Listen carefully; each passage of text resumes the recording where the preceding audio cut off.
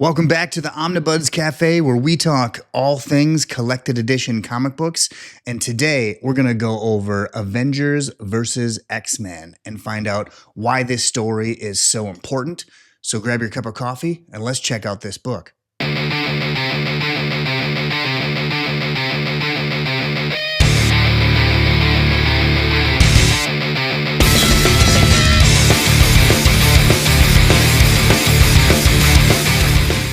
All right, let's dig into this book. So yeah, I have the oversized hardcover version of this. There is an omnibus that came out after this. It just includes a bunch of tie-ins that I don't think are terribly necessary, but it's probably the best way for you to collect it if you don't own this book right now. But let's dig into this and find out why this book is so cool. So the first thing that I want to stress is this is not a story written by one writer or drawn by one penciler. What Marvel did was they brought in all of the big names and they shared and kind of split time on this book. So you get Jason Aaron, who had written Wolverine and the X-Men, a big Wolverine one. Brian Michael Bendis, who had done years on New Avengers and Avengers. Ed Brubaker, who was on Daredevil, then Captain America, then did some X-Men. Matt Fraction was writing a lot at the time, and Jonathan Hickman was really coming into his own at Marvel.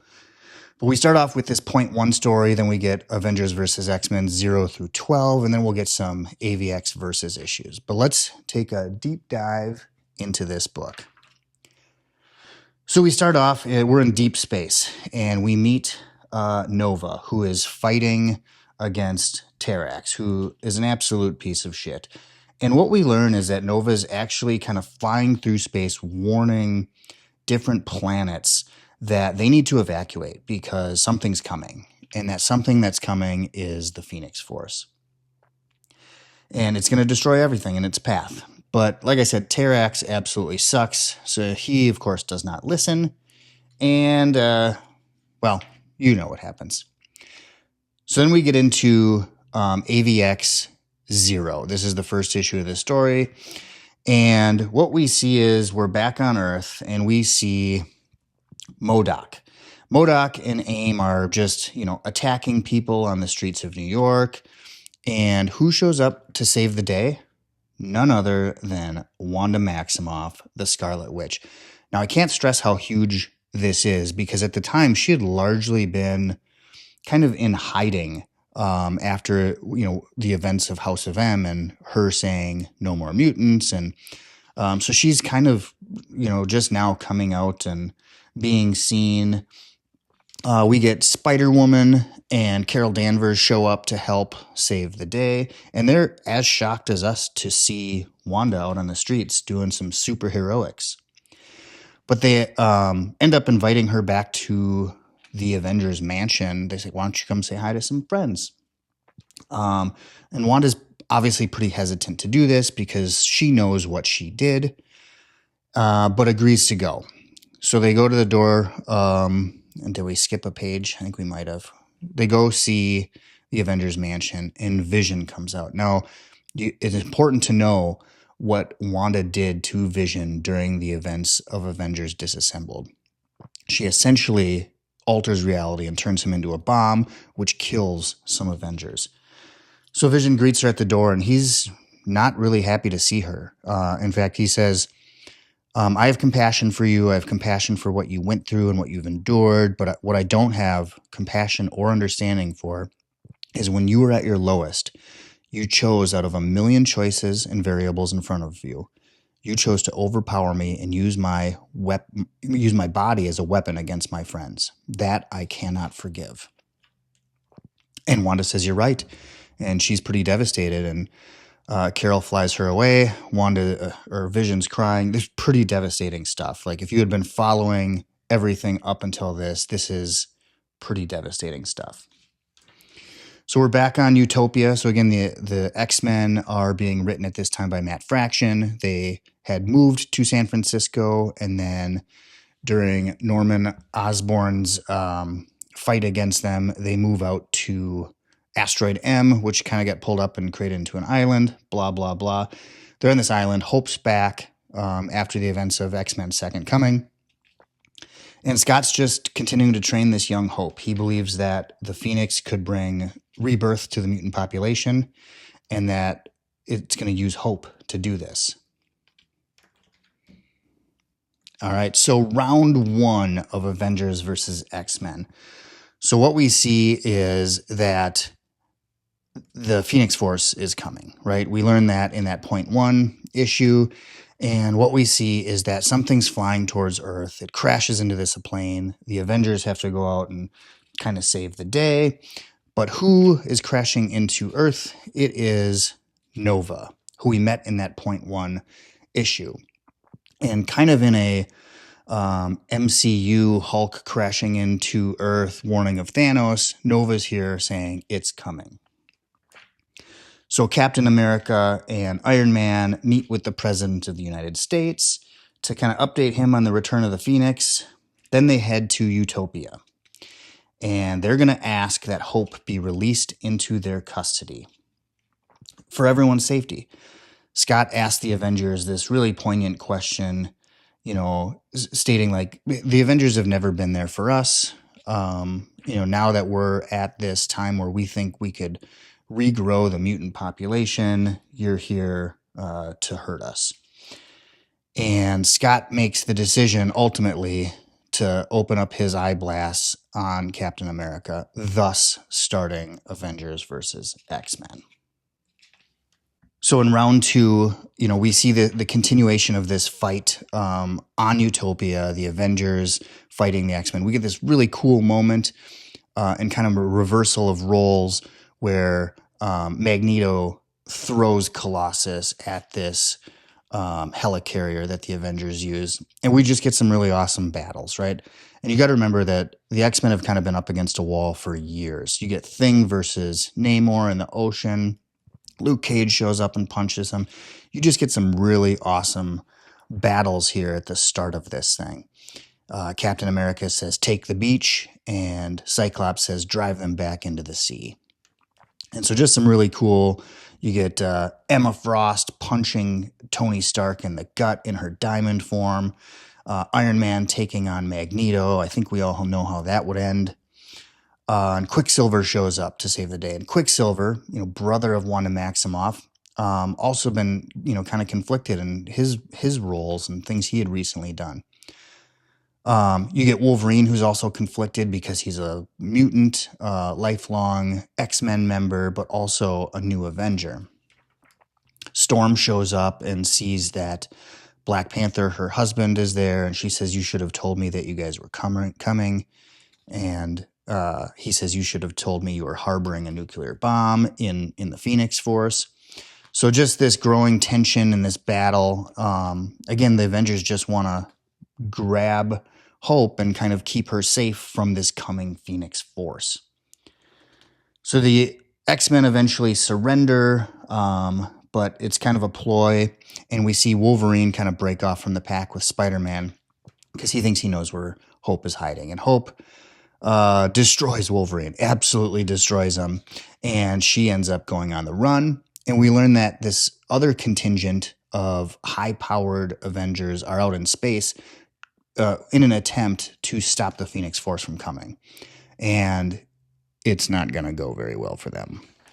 All right, so in round three, the Avengers are regrouping at Stark Tower, and Captain America tells Wolverine, like, hey, man, I don't know if I can really trust you in this, with what you did on the island, and, you've got conflicting responsibilities.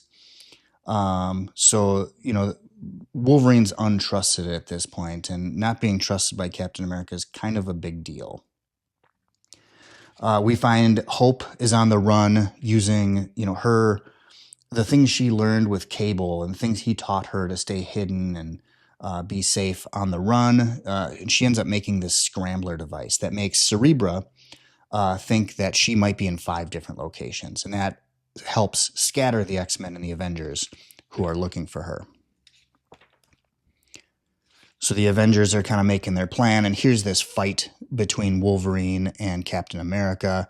Again, Captain America just doesn't trust Wolverine, and in what he's going to do. So he ends up tossing him out of a plane, and Wolverine becomes a man on his own mission. And he says, all right, I guess it's all up to me.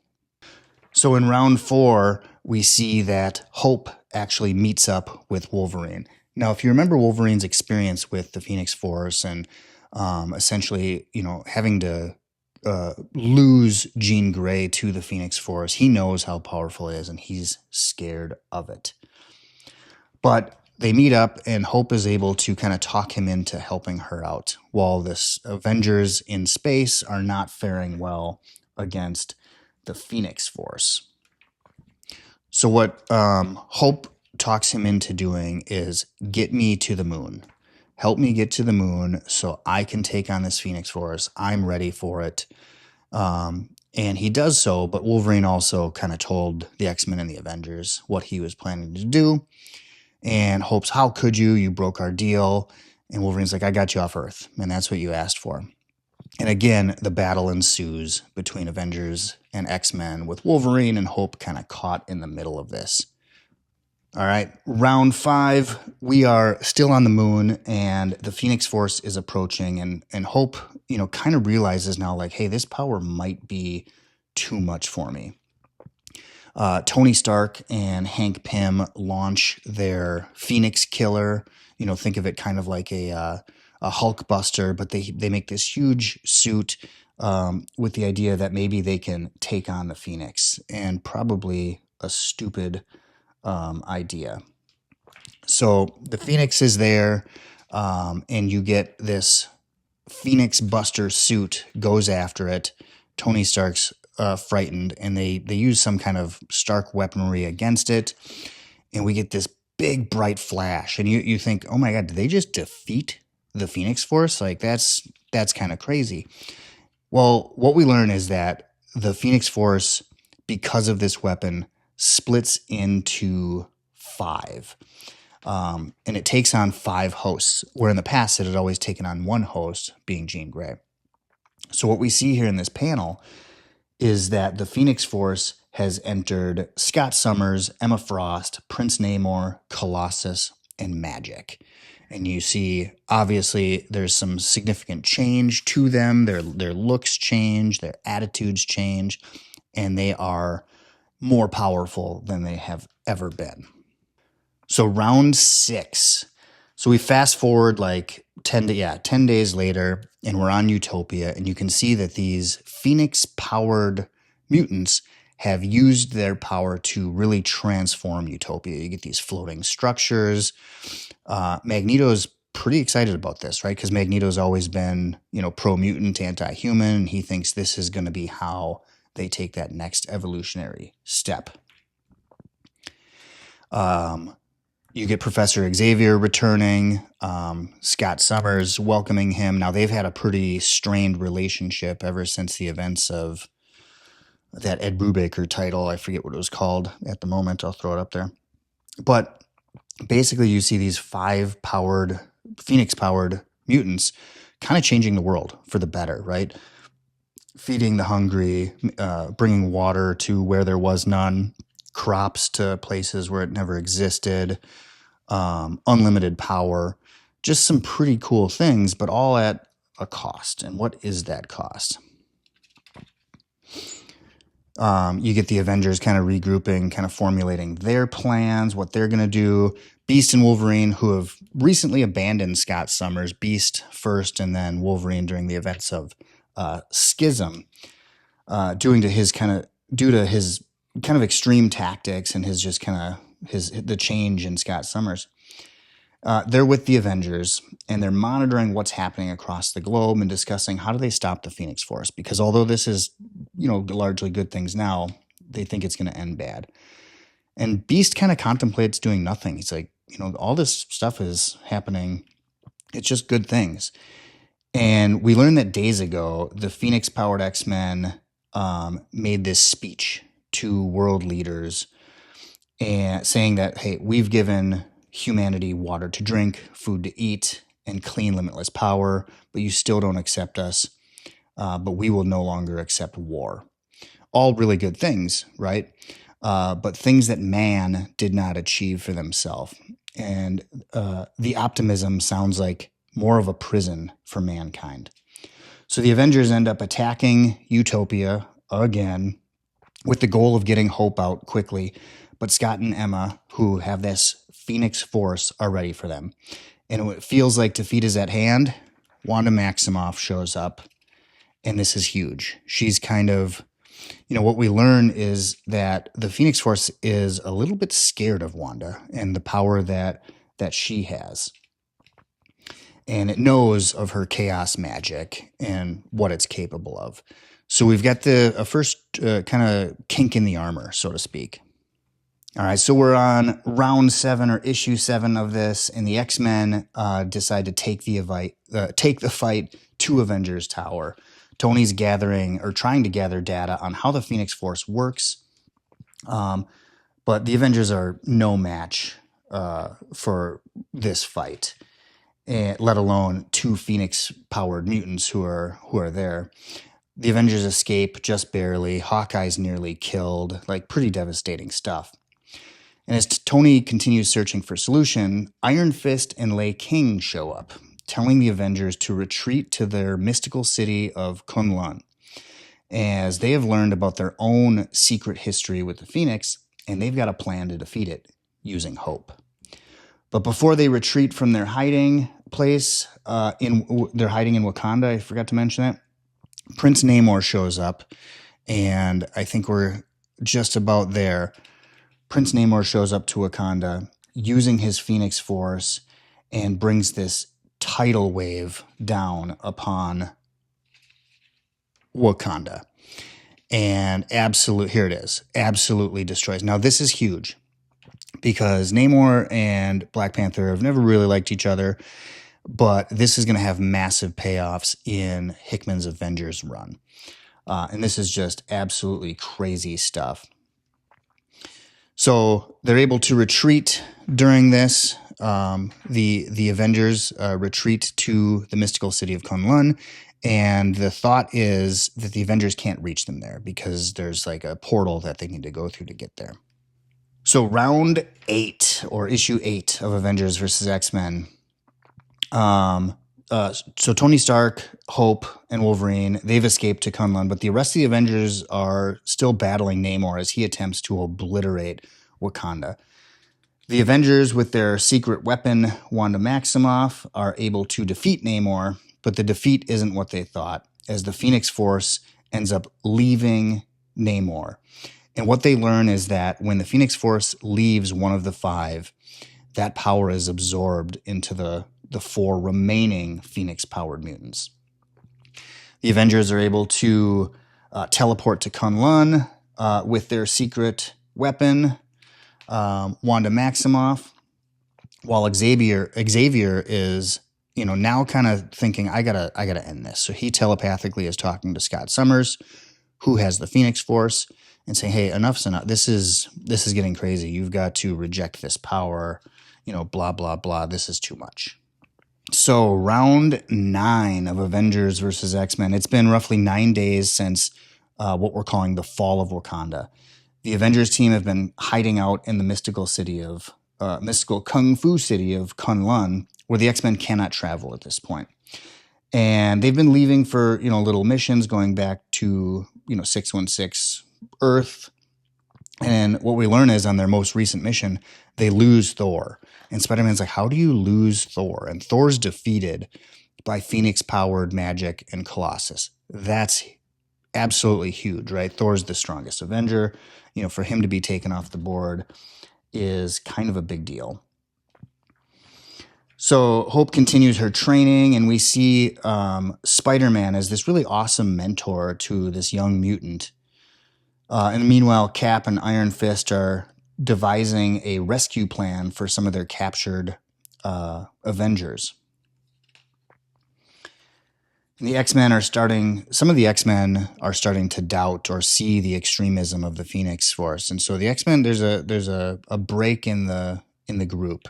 And, some of them are kind of abandoning and maybe switching sides here.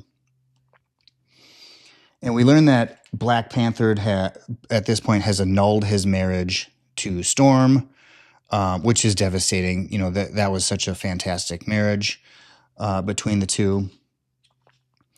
And Storm is also defected from the X-Men with Professor Xavier. So the plan is to go rescue some of these Avengers that are captured, and they're stuck on this volcano on Earth, and Magic and Colossus are guarding them. And we get this really awesome moment where Magic and Colossus beat Spider-Man within an inch of his life, but Spider-Man does not quit. And in a moment of brilliance, Peter Parker talks to them as they're fighting and says, hey, you know, Namor lost his power and everyone else got more powerful. You know, if there's only one of you, the other one would be more powerful. And what we see is Colossus and Magic fight against each other, end up losing their power, which allows the Avengers to escape. But Scott Summers has now absorbed the rest of those powers. So round 10, there's only 2 Phoenix-powered mutants left. Cyclops and Emma Frost have absorbed the powers of those that have lost, and he's all the more powerful. And he says to the Avengers, give up. Like, it's over. We're taking over. And back on Utopia, Emma has turned even darker with her powers, of course, and even Magneto, this is huge, is starting to doubt the ideology and the methods of Scott and Emma with their Phoenix powers. In the mystical city of Kunlun, Cyclops is able to go there now that he's absorbed all these powers. And he easily dispatches the Avengers that go against him, and he's looking for Hope. They want to get Hope back. But Hope and Lei Kun mount this dragon and attack Cyclops. And what we see is that Hope is able to absorb the powers of this dragon. That's one of her powers, is to absorb mutant powers. But it sounds like she can absorb other powers as well. And she absorbs these powers and goes up against Scott Summers and is somewhat successful. She punches him in the face and says, go away. And in this super awesome moment, she actually doesn't just punch him. She punches him hard enough where Scott Summers flies off planet to the moon. And who shows up? The Watcher. This is an absolutely awesome kind of turning of the tides for the Avengers. So round 11, the Avengers, this is huge. They approach Hulk. I think he's in like the desert in Arizona or Nevada or something. And the reason this is huge is because Hulk has largely been self-exiled ever since the events of World War Hulk, right? He's had his own title. He's been doing his own thing, but he has not been part of the greater superhero universe. And Cap says, hey man, we wouldn't come here unless we absolutely needed to. And we absolutely need to. As I said earlier, some X-Men are defecting from Scott and Emma and joining the Avengers squad. And the Avengers are going to need all the help they can get because Emma and Scott Summers now hold the power of the Phoenix between them. And they're growing darker and more willing to bring Earth to cinders and just start over. But Professor Xavier and the entire Avengers team show up to stop them. And it appears that the Avengers, with Xavier's help, have the upper hand. But Scott ends up attacking Emma in an attempt to take her Phoenix power and keep it all to himself. And we get this pretty, to close this thing out, we get this great battle. But Scott ends up talking with Xavier, and he's kind of pleading with Scott Summers, like, look around you. You have to stop this. This is crazy. Do you remember what happened to Jean Grey? He says, you're not my father. And Scott Summers kills Professor Xavier. And you'll learn in some X books deep into the future what kind of happens from this. But this is absolutely huge. Round 12, the last part of this story. So at this point, it's Cyclops versus everyone else for the future of Earth. Scott has the entirety of the Phoenix Force at this point, and the Avengers really stand no chance. But the game plan has been to attack Scott with the only thing that's been able to damage the Phoenix thus far: Hope Summers and the Scarlet Witch's hex powers, if you will, and the power of Kunlun and the Iron Fist. So with this combined power, the Phoenix eventually leaves Scott Summers as we see this story kind of close out. And here's the team, right? Hope and the Scarlet Witch. And you really see through this a kind of reconciliation, or Wanda really coming to terms with what she's done, but what she's capable of doing with that power if she was to use it for good. And like I said, with this combined power, Scott Summers is finally defeated. He, remembers back to when the Phoenix Force ended Jean Grey's life, and, pretty devastating stuff. Scott is not, he's done some terrible things throughout this event, but not all of it was him, right? He was taken over by the Phoenix Force. So, kind of hard to judge him on all this. So we fast forward in time a little bit, and we get to see Cyclops, who is now in prison after the events of this, in this ruby room where he can't use his powers. And you get this awesome conversation between him and Captain America. And what Cyclops says is, Professor Xavier is responsible for the best parts of me. And as for the rest, I take full responsibility. Cyclops knows that mutants, because the coming of the Phoenix, mutants are starting to pop up around the world again. And although he feels extreme guilt and sorrow for what he did as the Phoenix, he knows that without the Phoenix, there is no rebirth without a little bit of destruction. And that is the end of the event. And so the omnibus and this oversized hardcover have a bunch of tie-ins.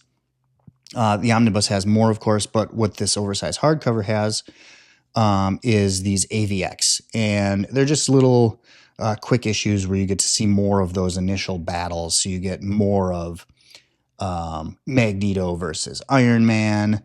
You get more of Prince Namor versus the Thing, and just really cool stuff. I don't think it adds to the story that much. I think the 12 or 13 issues of AVX does the job just fine. But this is just really cool stuff if you want to see your favorite heroes fight each other. You get Gambit versus Captain America, so on and so forth, and just some really cool stuff. But that is Avengers versus X-Men. All right, so my final thoughts on Avengers versus X-Men. Is this the greatest event in the world? No, it's pretty cool. It's up there. I thought it was better than a couple of the events that preceded it. The writers definitely took some liberties with what they did to the Phoenix Force. But this was a huge, massive story. You can tell by the creative team that they brought in, multiple different writers, multiple different artists. But this was a huge turning point in Marvel Comics. It kind of closed out one era of comics that started early in the Joe Quesada editor-in-chief era when Wanda Maximoff says no more mutants. And before that, she kind of loses her mind and goes crazy in Avengers Disassembled. But that event started so much down the road, and it kind of ends here and relaunches a new era of comic books. I actually wrote a list down because it's so long, but here's what this book does, closing out old things and opening up new paths for our favorite comic book characters. We see the return and somewhat redemption of Wanda Maximoff after depowering 99% of mutants. We get the crushing end to an amazing marriage between Storm and Black Panther. That was devastating. And with Black Panther, we get this growing and increasing animosity between him and Namor, which will have massive implications in the Avengers run. We're going to see major payoffs for what happens here in that book, and it's awesome. What else? Oh, we finally see Hope become who she's kind of meant to be. So Hope is born during the events of Messiah Complex, and then we see her grow with Cable in the future in Messiah War. We see her return to our current timeline in Second Coming, but she never really does anything or becomes that Messiah.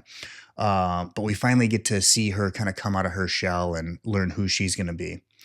What else do we got? Oh, we get the unification of the X-Men and the Avengers in Rick Remender's Uncanny Avengers run.